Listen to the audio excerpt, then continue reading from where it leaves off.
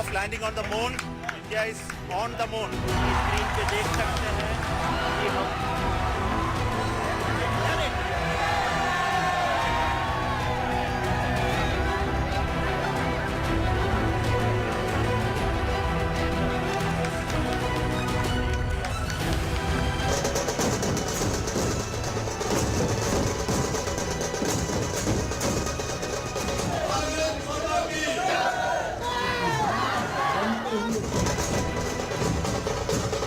We became the first country to go to near to the south pole of the moon.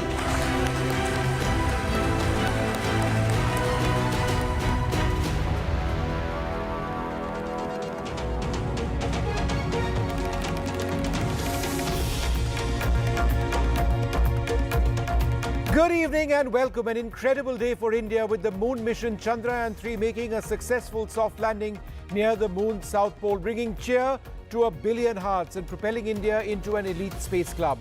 India is on the moon is what the ISRO Space Agency Chief S. Somnath had to say. There have been congratulation messages coming in from across the world because this is a triumph of Indian engineering. It is a triumph of Indian science, and I think it justifies the pride that so many in India and around the world placed in the Indian Space Research Organization. I'm here in the studio with my colleague Pallav Bagla, who's been tracking this very, very closely. Pallav has written a book on the Chandrayaan mission, the old one, Chandrayaan 1, and there's perhaps nobody who follows these developments more closely than him. We're also going to be joined in a little while from now by a very, very special guest. Chris Hadfield is a former commander of the International Space Station, the first Canadian to walk in space, a brilliant singer and a rail icon in the international space community. Chris, will be delighted to speak to you in just a few minutes, but a quick couple of reactions coming in from ISRO and the Prime Minister. Sir, we have achieved soft landing on the moon. India is on the moon.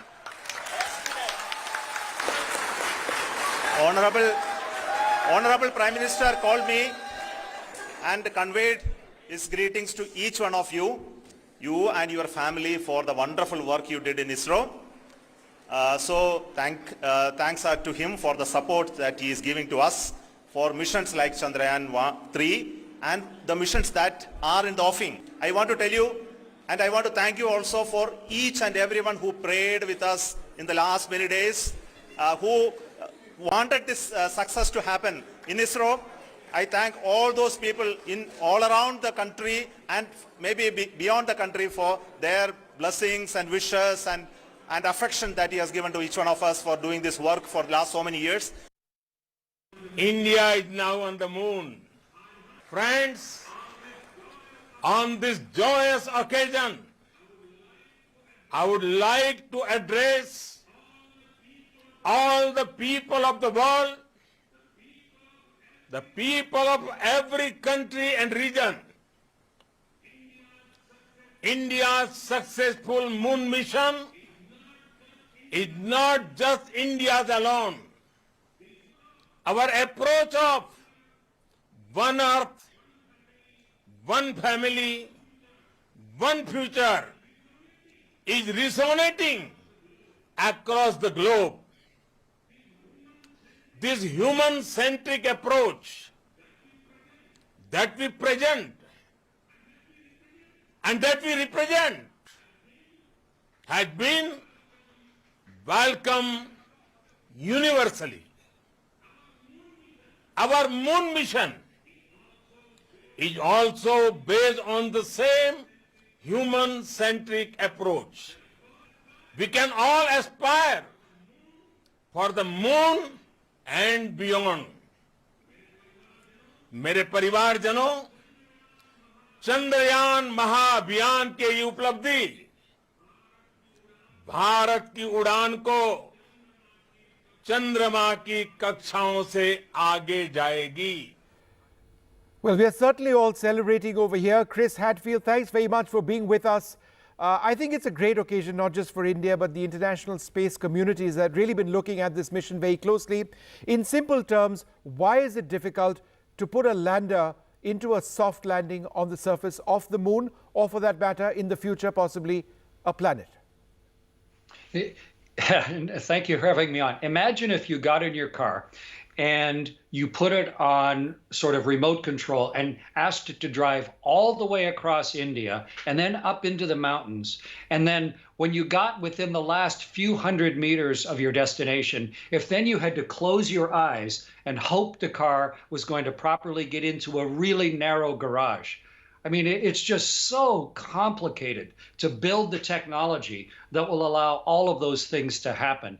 And the learning that was gathered during Chandrayaan 1 and then Chandrayaan 2, they were the mothers of success of Chandrayaan 3. And to now have it safely and successfully sitting on the surface, it's a great moment to celebrate. But now, the real work begins. You know, this is just the door safely being opened for everything that we can set out to try and discover on the moon itself. We'll talk about that in a moment, but when it comes to space and space-based engineering, how is this all about a crawl, walk, run approach? That there are bound to be failures, and then you need to recover from those failures, invest more, learn from your mistakes, and carry on. I think that's what ISRO has been trying to do pretty hard. And they've done it so successfully. I've flown in space 3 times, so I have helped fly 3 different rocket ships. Everything worth doing in life has risk, even if it's just we're sending a robot into space.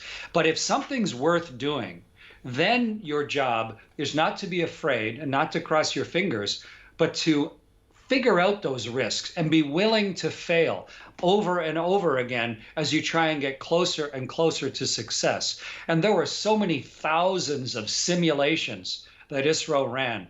And then obviously with Chandrayaan 1 and Chandrayaan 2, they learned a tremendous amount. But today it's like harvest day. You know, after all of the planting and cultivating and all of that time, today India can really pluck the fruit of all of that labor and take tremendous pride, as Prime Minister Modi was saying, in just what they have achieved and the leadership and the success, and that everybody can aspire to the moon and beyond.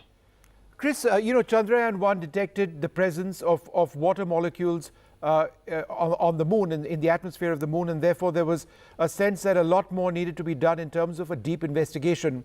By landing a rover or a lander on the South Pole region of the moon, is there a chance at getting some real science out? Because if there is more water, then it helps all of humanity. Yes, Chandrayaan 3 here with the Vikram lander, they've landed at 70 degrees south. Not all the way to the South Pole. If they had landed at 70 degrees south on Earth, they would have sort of landed on the shore of Antarctica. So that's how far south they are. And in the shadows of the moon, that's where the water can stay permanently. So as the little rover rides down its ramp and starts to go around and really test the actual soil, we've never been to this part of the moon before. No previous lander or rover has been this far south. And so the opportunity for discovery is really high. And they have some really good sensors mounted on the lander and the rover. And we're not going to answer all of the questions. It's trial and error. Every single mission gives us a little more information, teaches us something, and allows us to build even further. And there's a lot of numbers after 3. You know, this is Chandrayaan 3, but we still got 4 and 5 and 6 available to us. So it'll be really interesting to see what India and the Indian people and ISRO chooses to do next. And of course, the Chinese Space Agency and the American Space Agency, NASA, they're watching really closely to try and also benefit from these world-leading discoveries that India has set itself on a path with a successful landing today. I think one of the key hallmarks of ISRO has been frugal space engineering. And there are a couple of examples of that. Our mission to Mars, when we put a satellite around Mars, was a slingshot effort. We certainly didn't have the engines to get to Mars in our rockets. And therefore, we managed to do that through some fancy mathematical calculations. And even in Chandrayaan, we had to slingshot Chandrayaan off the Earth and to catch the gravity off the moon and then bring it down to a lower altitude on the moon. is how would you look at or assess that science and the complexity that it involves? I really respect the way that India has accomplished these things. They have tried to take the money that they've been trusted with, the India Space and Research Organization, take the money that they've been trusted with and do the absolute best that they possibly can with it. And the amount of money compared to everything else, obviously, that India needs to spend their money on to take care of all the Indian people is so incredibly tiny. In this year's budget, 5% of the budget goes to food and transportation and distribution. And I looked up the number, it is 0.017%, like 100% of the budget that went to land on the moon. So the balance is really important. And great congratulations to the engineers and scientists and leaders at ISRO for the amount of accomplishment that they are getting for the small amount of India's federal budget that they're able to spend. And what it's also doing, I work with Indian companies, a company like Dhruva Space, and they are now able to move in and form profitable businesses because of the leadership and all of the lessons that have been learned from ISRO over the last very frugal decades. So it's a very smart way to conduct space business, and I'm confident that not only ISRO is going to continue to benefit from it, but all of the hundreds of fledgling Indian space companies are now going to follow that same example. Chris, you've of course commanded the International Space Station, and we have a crewed mission to orbit the Earth. It's called Gaganyaan. That'll happen in quite a few months from now, but they're doing trials ahead of the actual crewed mission. Do you foresee that resulting in possibly an Indian space station? The Chinese have done it. The International Space Station already exists. Is that the logical way forward? Well, I think it's really important to say, what are our goals? What are we trying to accomplish?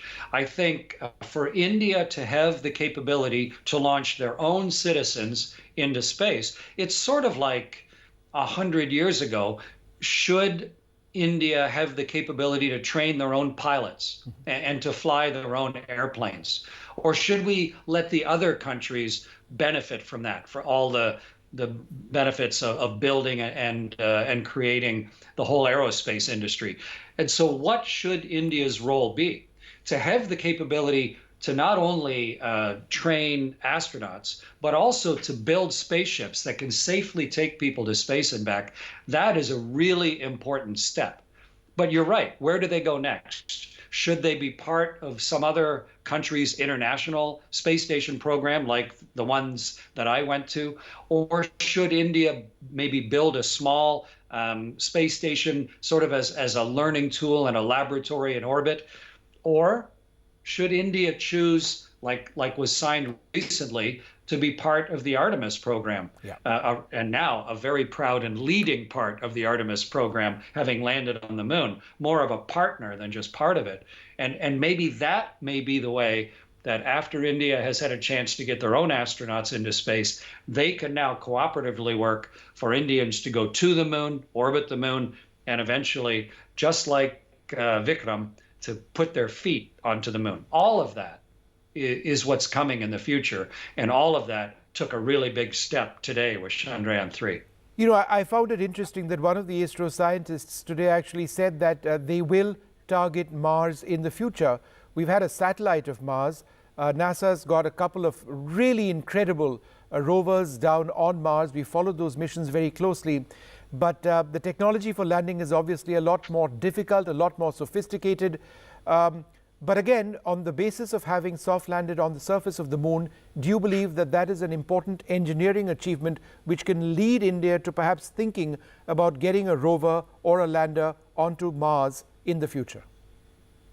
Well, let's just do a quick count of the number of nations on Earth that have sent something successfully to Mars and have landed on the moon.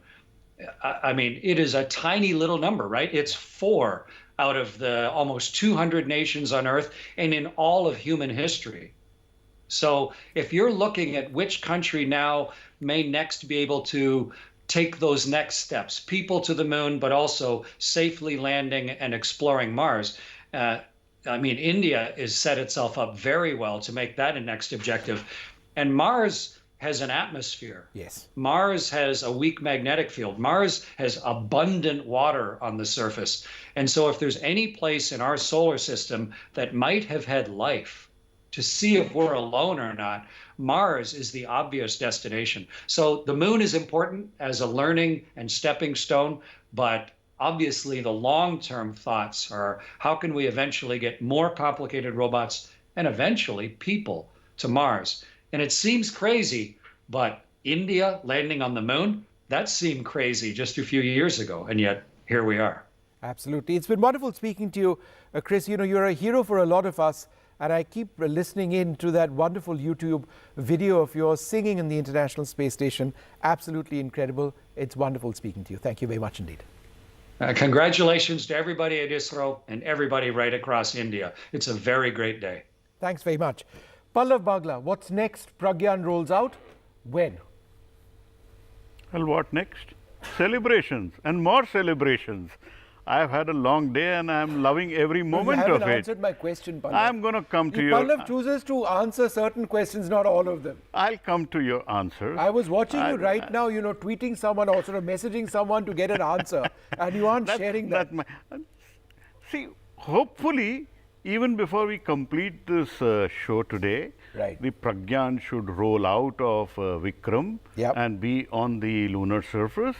The testing is going on, and the moment we know that they are ready to roll it out, we will announce it. Yep. But it could happen before 10 o'clock, but it could happen later also. But let me add to what Chris said to bring in a little perspective for India on what Chandrayaan 3 means for India and for the world. See, it's a very frugal mission, less than 700 crores, less than the cost of a Boeing 737-800 plane. Yeah. Air India has buying more than 400 of those planes. And today we have the big Hollywood blockbuster, Oppenheimer. Yeah. That has cost about $100 million. Yeah. What has Chandrayaan cost? $75 million. Oh, we are talking of frugal engineering. And when Mr. Chris Hadfield speaks about India and Artemis Accords, India is going to be doing that with equal partnership.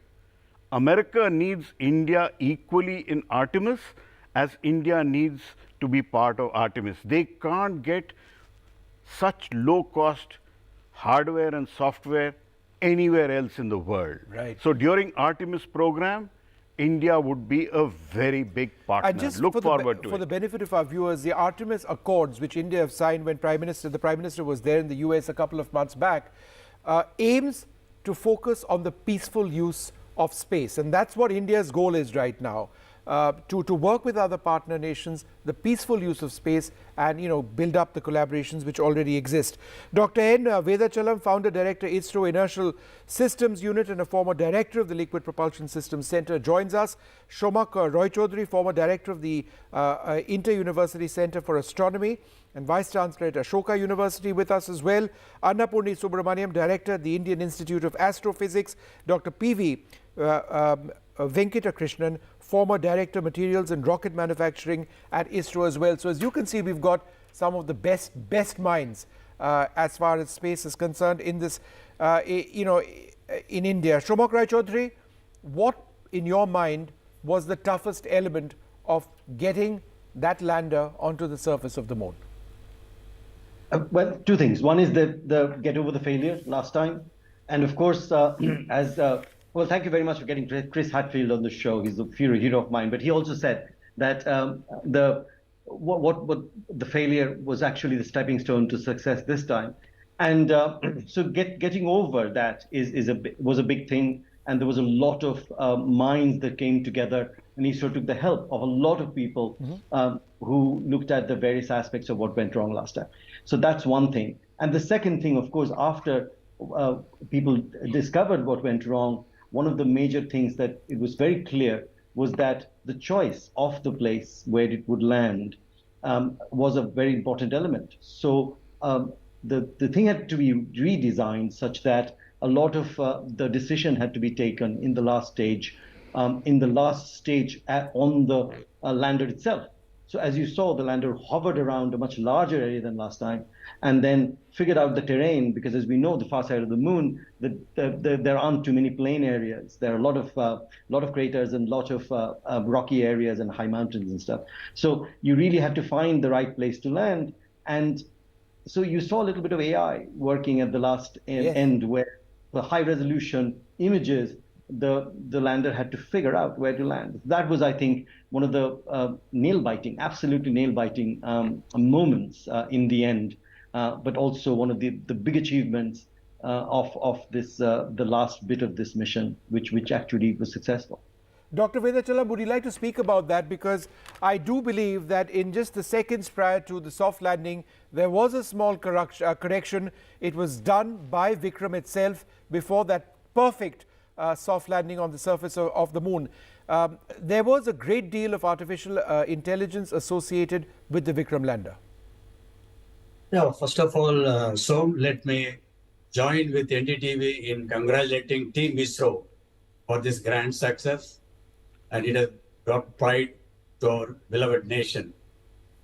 The primary concern we had in the previous mission was a small error we encountered, but then we went through a meticulous design review in all respects, and also went through extensive modeling and simulation backed by helicopter experiments. So we created artificial moon surfaces, contrast and everything in the Karnataka district, Chitradurga, and evaluated the total integrated multi-sensor system. Normally, all of you are aware, in the earth, even in the cities now, you use a GPS for moving one place to other. When you go to near the moon, there is no GPS, no AID. You have to rely purely on your own present position, velocity, and direction. The only support we can get for the instrument on board is the direction derived from the star sensors, and based on the first magnitude stars, we have the ephemeris. So what we have done is a perfect position, velocity, and direction instrument, which is a world class. Nobody can question the accuracy. I just want to mention here, 1970, when Dr. Vikram Sarabhai took me to MIT and told me, do not keep the specification of the instrument that we are going to make for the SLV-3. Keep your mind and goal to land on the moon. What should be the instrument? Keep that one. I am proud to say today, the people in ISRO have demonstrated the real capability of ISRO's design and development of most advanced inertial navigation system, which has perfectly landed on the moon. The imagination of Sarabhai has been made realization today. Now, when you put a navigation system, it has got small errors, but you have to aid it by imaging the surface of the earth. Any lateral motion, you have to reduce the horizontal velocity and vertically come down. And you look at the two important systems which has worked perfectly is the navigation system, which knows where it is with respect to the target, and reaching the vertical position, gently land down. And it is aided by a radio altimeter, it is aided by a laser altitude meter, but primarily there's one inertial navigation system with multi-sensor aiding. This is the state-of-art technology, and this is a demonstration for the ISRO. Any other planet we can go and land. You don't need any new thing to be developed. The question which you asked, how it will enable Mars? Yes, actually landing on the moon when there is no atmospheric air, yes, you cannot use parachute. No. The only way to overcome the gravitational pull of the moon is by giving a thrust by the propellant, liquid propulsion rocket. Yes. And you saw that 4 rockets are giving the rough braking. And when you come to the vertical and then the only to overcome 2 rockets, and they are throttling the thrust of the rocket with the 3-dimensional motion control. So the liquid propulsion and the navigation system with aided by radio altimeter and optical sinks is a world-class achievement. Absolutely. And Dr. Nonsense. Venkatachalam, as we keep talking about this, what I thought we'd do is talk about India's moon stars. All of our guests on this panel, including my friend Pallav, are extremely accomplished. But I thought we need to focus on some of ISRO's moon stars. So we've got them listed. Pallav has told me a little bit about the key members. S. Somnath, chairman of ISRO. He's a rocket man and aerospace engineer. He helped design and launch the Mark III rocket. Remember, and Pallav, without that rocket, we wouldn't have Chandrayaan. We're talking about the end stage, but the beginning stage wouldn't have happened at all. That's what Mr. Somnath said post-success of Vikram lander. Yeah, he spoke about the rocket. The critical thing was liftoff. So he's also acted in a Sanskrit film, Yanam. Dr. Unikrishnan Nair S., Director of the Vikram Sarabhai Space Centre, heads India's premier rocket research facility, heads efforts to send an astronaut to space, in other words, the Gaganyaan mission, and writes short stories as well. Veeramuthuvel P., Project Director of Chandrayaan 3, responsible for every aspect of Chandrayaan 3, rectified mistakes made on the Vikram lander that crashed into the moon in 2019, and man, were those mistakes fixed. Absolutely, absolutely. Kalpana K., Deputy Project Director, Chandrayaan 3, the engineer who motivated the Chandrayaan team to keep working through COVID. She is a satellite expert. M. Vanitha, Deputy Director of the U.R. Rao Satellite Centre and Electronic Systems Engineer, India's first woman to lead a lunar mission. She was a key part of this mission, and besides space and engineering and all of that, she loves to garden as well. M. Sankaran, Director of the U.R. Rao Satellite Centre, an expert in power systems and solar arrays. If Vikram doesn't power up or didn't power up, if Pragyan doesn't power up, then we are in trouble. This is the person who ensures that when our systems, whether it's satellites or landers, need power, solar arrays, they work. These are an Indian design. This is Indian engineering. It needs to work at all temperatures. Chandrayaan, in fact, has been tested in all temperature conditions. Dr. V. Narayan, Director of the Liquid Propulsion Systems Centre, a specialist in liquid propulsion systems. Liquid propulsion systems worked wonderfully well in those thrusters, right, Pallav? Absolutely. Those 4 thrusters on Vikram lander performed marvelously. Then 2 switched off, 2 came on. Beautifully, softly, Vikram landed on the moon surface. At almost zero vertical velocity. Remember, it started off its 20 minutes of terror traveling at over 6,000 kilometers per hour. Brought down to And when zero. it came down to the moon surface, it was traveling at less than 10 kilometers per hour. And this was done by the thrusters. Yeah. Amazing amount of rocketry which went into the thrusters, and special things were done in Vikram, in Chandrayaan 3's Vikram, which made sure that the tanks with that fuel don't slosh around.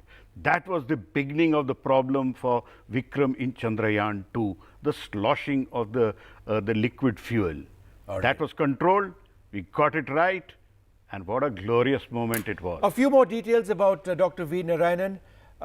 He developed the thrusters that Vikram used successfully in the landing as well. Moving on to B.N. Ramakrishna, Director of the ISRO Telemetry Tracking and Command Network. It's called ISTRAC, responsible for all communication between the Vikram lander and mission control, tracks all telemetry during the mission. The person who ensured that that live feed, which we actually saw, and the video, and a lot more of that video, color footage, is actually going to emerge.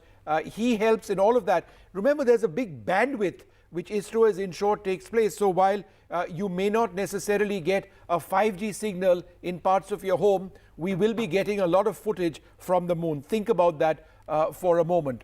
But let me go across to my other panelists as well at this stage. Annapurni Subramaniam, as a scientist, what is the data you're hoping to get from Pragyan and Vikram? Yeah, so right now we have seen that, the one of the cameras on lander is the images have come and we are looking at the images now. But once the contact is established, the foremost thing is to open the door, and it's a mechanical aspect. It has to open, and then the slide has to come out, and the rover comes down. We have experiments which will be carried out on the lander as well as those on the rover. So these images are extremely important. As Chris was also pointing out, this is the first time somebody is actually taking any measurements in this region of the moon. So anything which is coming from there with respect to the temperature conductivity of the material there, or the quakes, or the ionic content of the thin exosphere, or the mineral content which is coming from the two experiments on the rover, everything is going to be a gold mine, because this is a completely unknown territory, and this is the first time we are going to be getting the data on it. And as soon as it is beamed down, we need to start analyzing and getting into all the interpretation to get quantified measurements of all the quantities which are getting it from there. And as we can see, the first major accomplishment was finding the hydroxyl molecules from this moon impact probe and the M3 from the Chandrayaan-1, which started the entire saga of missions to the south part of the moon. Now we have actually in situ measurements happening. And this is with our own, most of the instruments over there are Indian-made instruments. So it is actually a very important factor there, and we should be capitalizing that and then finding out the answers extremely soon. All right. Dr. P.V. Venkatakrishnan, could you tell us a little bit, in having worked in ISRO for so many years, about the culture of ISRO? There's a culture of learning, there is a culture of equal opportunity, and there is a culture of learning from one's mistakes. Could you tell us a little bit about how that is actually what ISRO is all about? Yeah, it was resounding in the speech of Dr. Somnath today itself that he mentioned that this is not an effort of just a few engineers who are working right now or scientists. Told it's a generation's effort actually. He has given tribute to people who have worked in this area for quite a long time. See, Chandrayaan, if you really see, Chandrayaan 3 success owes much to Chandrayaan 1 itself. The rover going round and the moon impact probe, 2008-9 time frame, was a marvel those days. And Chandrayaan 2 repeating that and getting into the 100 into 100 kilometers was not a trouble at all, because we are only repeating what we have done in Chandrayaan 1. So what was new in Chandrayaan 2 was actually soft landing, and we just missed it by a whisker the last minute. So we had the Chandrayaan 1 experience of reaching there. Third time we were just going to the 100 kilometer orbit. And so there was not question of making a mistake there, because we are well tuned to that, well rehearsed in 2 times before this. So all these things were available to us handy from the experience of the people who have been contributed for all the missions. And we have been working together as a team. See, the one important thing what you will see in ISRO is nobody takes the credit. Not a single person takes the credit that I have done it. If you really want to see a real teamwork, you have to come to ISRO. And the review mechanism, what we are having, everybody contributes. Everybody contributes. Dr. Amitabh Ghosh also joins us at this stage. Dr. Ghosh, one of the finest NASA scientists. What is the significance of this mission for India as we try and develop our prowess in this area? Well, it is hugely significant. And first, very nice to see you, Vishnu. If you remember, 2019, we were there together, and it was a different outcome. Yes. Right? And so this is such a happy moment. Yes. I mean, we both revel in this happiness. It's a huge moment. See, this frontier of space, as you follow it very well. So there are a lot of commercial players trying to get in. Yeah. A lot of new countries trying to get in, and it's not that easy. So Israel has, they're a major technological power. I mean, yes. They didn't succeed. The Japanese mission did not succeed. Russia was very, very capable, and they were the first in the game. They didn't succeed. So it's a very big deal. And going forward, there will be many more players who will come into this fora. There will be many commercial players. The moon will become interesting. There will be perhaps something like a space station on the moon at some point in the next 10 years. So this is really a very big step. And the other thing is, I think that simply the image of India as a superpower in technology perhaps got a huge boost. So it is, see, there are a lot of European countries, Britain, etc. This is still very hard. I still remember, in 2004, the Beagle lander crashed on Mars. So this is really a very difficult step. I mean, let's not make any mistake about it. So to be in that platform is completely a very different stature here. And in just the last couple of minutes, ISRO has been sending out fantastic images. In fact, there's an image of the probe just after it's landed. We're going to take a short break and we're going to be flashing these images from ISRO. And in a little while from now, we expect the Pragyan rover to emerge. The exact time, we don't know as yet, but we'll broadcast those images I was talking about. You've got one up on your screen, but more coming up. Stay tuned.